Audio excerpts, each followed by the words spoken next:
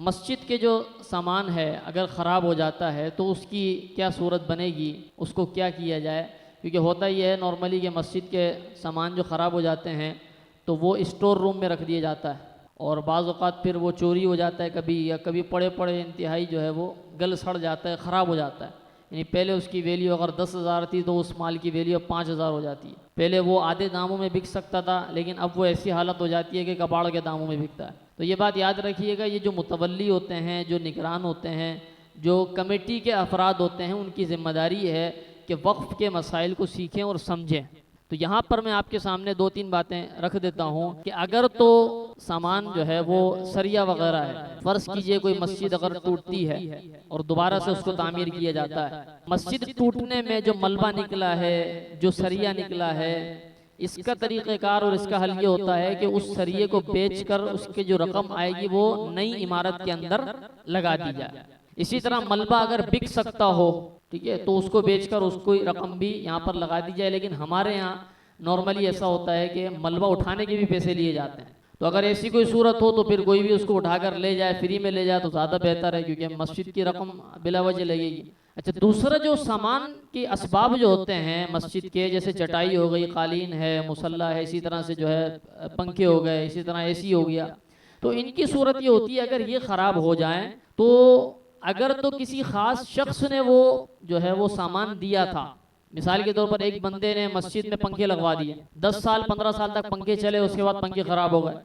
तो उलमा ने लिखा है कि अब ये जो पंखे हैं ये उसी बंदे को वापसी दे दिए जाएंगे कि भाई ये आपकी चीज़ इस्तेमाल हो गई मस्जिद में, अब चूंकि ये इस्तेमाल के काबिल नहीं रही, लिहाजा ये आपको, अगर वो बंदा इंतकाल कर जाता है तो उसके वरसा में दे दिया जाएगा। हाँ, अगर पता ही ना चले किसने पंखे लगाए थे, उस बंदे का जिसने पंखे लगाए थे उसका ना उसका पता है ना उसके वरसा का पता है, तो ऐसी सूरत में फिर वो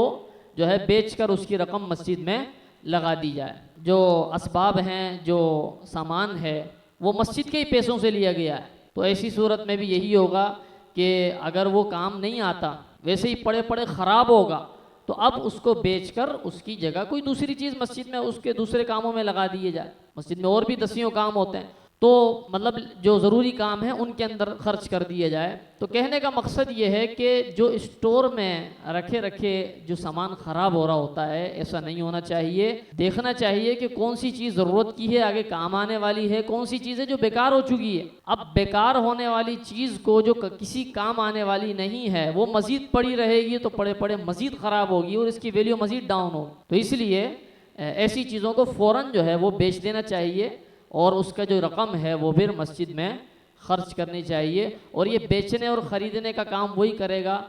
जो कमेटी के अफराद होते हैं, जो अमानतदार बंदा होता है, उसी के ज़िम्मे ये काम सुपुर्द किया जाएगा, ताकि मस्जिद के कामों में किसी किस्म की कोई ख़यानत ज़ाहिर ना हो। कहीं ऐसा ना हो कि आपने किसी ऐसे बंदे को दे दिया जो 2 पैसे बचाने वाला हो, 2 पैसे रखने वाला हो, तो वो जो है